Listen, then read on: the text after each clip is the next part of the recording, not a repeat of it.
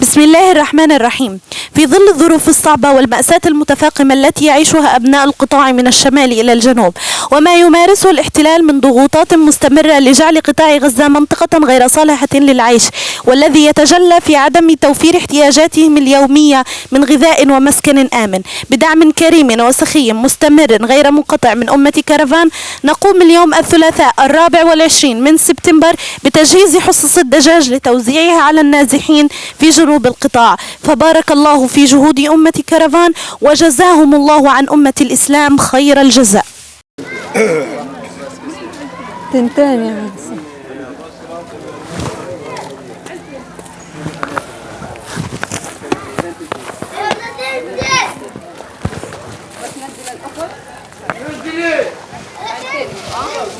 اعطيها هذا وخلص لها.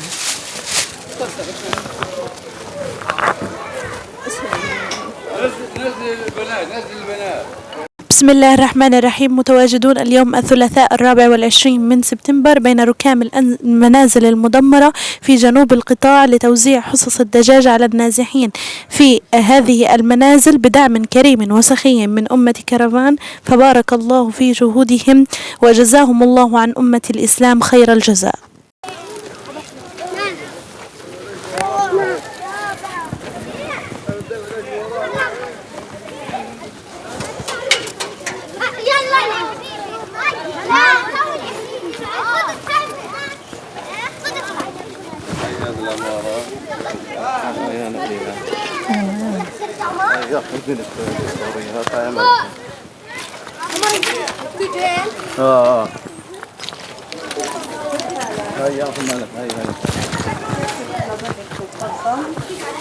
تعال يا مرة هذه، تعال يا حمزة تعال يلا. تعال يا فادي تعال هنا فادي. تعال ما تخشيش على الفاضي. تعالوا سلم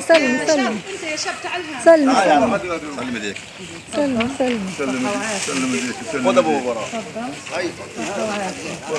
خلاص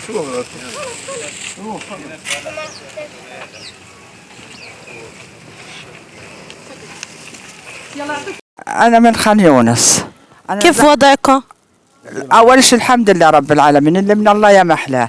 أي الوضع أنت شايفاه، يعني شايفاه رماد. هذا رجلي هذا بتجعني من شيل، هذا كله اللي غادي لبرا، هذا الحجار والله من شيلي أنا. سلامتك يا حجة. الله يسلمك. اليوم مؤسسة أمة كرفان بتقدم لكم الدجاج تساعدكم عشان صمودكم وإصراركم في هذه الأرض. شو حابة توجه لهم رسالة؟ يخلف عليهم أول شيء وتوجه لهم أشكرهم على المساعدات. أول شيء الناس كلها، عشان مش أقد أنا يا بنيتي، كل الناس كلها محتاجة هالحين، ولا واحد بلا مؤاخذ إلا محتاج. يعني الوضع هذا لازم كل الناس تأخذ. يعطيك العافية حجة. الله يسعدك يا رب، الله يرضى عليكي. من وين نازحين؟ لا احنا كنا نازحين في الدير، بس هذه دارنا، هذه داري، بس رجعنا لها من اسبوعين. هيها شايفاها. ان شاء الله ترجعوا بالسلامة. اليوم أمة كرفان بتقدم لكم الدجاج لمساعدتكم وتدعم صمودكم، شو حابين توجهوا لها رسالة؟ ألف شكر يا رب، أي حدا بقدم لها الناس الغلابة أي حاجة ألف شكر، الله يسعدك يا رب، الله يرضى عليكي. شكرا يا أم كرفان.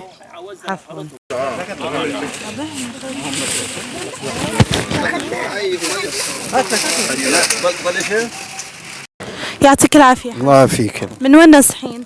والله أنا هاي داري رايحة كلها وقدام الدار قاعد. إن شاء الله بتبنوها من جديد. اليوم مؤسسة أمة كرفان بتقدم لكم الدجاج لدعم صمودكم، شو حابة توجه لهم رسالة؟ ألف شكر للمؤسسة وجزاه اللهم خير. يا رب اللهم آمين. شكرا.